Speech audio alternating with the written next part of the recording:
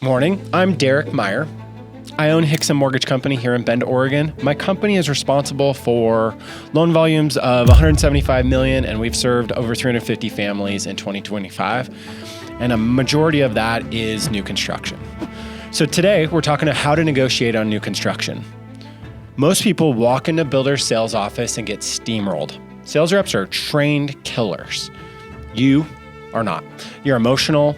You see the model home, you see the upgrades, you see the sign, whatever they put in front of you, and you have to walk out having paid full price. Today, my goal is to fix that. By the end of this video, you'll have a step-by-step playbook for negotiating a new construction home like you've done it multiple times, even if you've never done it before. All right, let's go. First, the mental shift. When you walk onto a builder's lot, you're not a home buyer, you might be a deal. You are inventory they need to move off their books. You have the leverage, you have the cash, you have the loan approval. Don't forget, you can walk away. They cannot. They are a business. They have a building sitting there costing them money every day it doesn't close. The minute you understand that, everything should change in your mindset. So here's what you do. Step one, do your recon before you walk in. Drive past the community at different times of day. Look at how many homes are sitting unsold. The more inventory, the more leverage you have. Check the website. See what incentives they're publicly advertising. Look at what's being sold in that community on Zillow. Know the comps before you ever talk to a sales rep. Step two, get pre-approved with an outside lender first. This is a very important step because before you even talk to the builder, you need a benchmark loan offer from someone who is not connected to the builder. Someone like an independent mortgage company. Now, why? Because the builder, they're going to push you towards their in-house lender. That's what they do. They trust this builder. They trust their organization. They trust what they know. They're going to bundle a bunch of those incentives that require you to use that lender. And you need an outside number to compare it against. If you walk in without that, you really have no idea just how good the offer is or not. You're guessing. Also, I am the preferred lender in the Pacific Northwest for a builder, so I can put my money where my mouth is. Step three.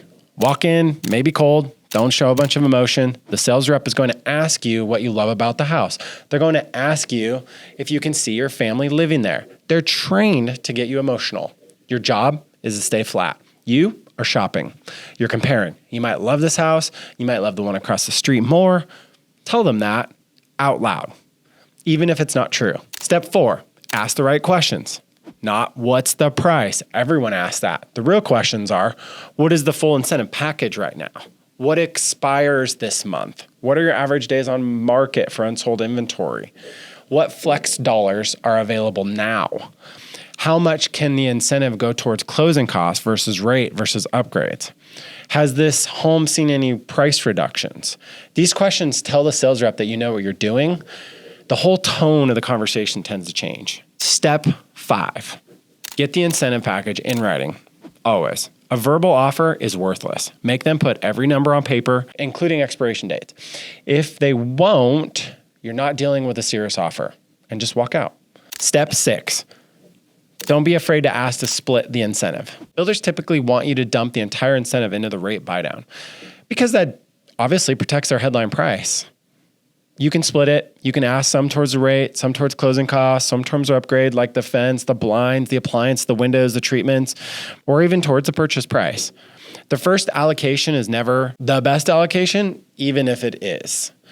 Push for the mix that helps you the most. You have the flexibility. Step seven, compare the builder's package to your outside pre-approval. Side by side, same loan amount, same loan type. What's the monthly cost? What's the cost to close? What's the total cost over time? Sometimes the builder's package win because the incentives, they're good enough. Sometimes the outside loan wins because the home may have just been a little overpriced. You won't know that unless you do the math. And the sales office is not going to tell that to you or do that math for you. They're not necessarily on your side, but they are. Again, my company actually works for the builder for the most part, and we welcome this. Compare. Step eight, inspect everything before closing. I cannot say this out loud enough. New construction is not perfect construction. I have seen brand new homes with cracked foundations, wire problems, plumbing leaks, missing insulation. Get a third-party inspector before closing, not the builder's inspector, yours. Pay for it yourself. It is worth every penny. One more thing. Builders are most motivated at the end of the quarter, end of March, end of June, end of September, end of December. They have inventory goals. They have investor reports. They need to close deals. If you can time your offer to those windows, you'll get the best deal of your life. So here's the action plan. Drive the communities, get a pre-approval with an outside lender, try to stay emotionless, ask the real questions, get everything in writing, try to split the incentive if that's what works for you, compare side by side, inspect everything, time it to the end of the quarter, do that, and you're not buying a house, you're closing a deal. See you in the next one.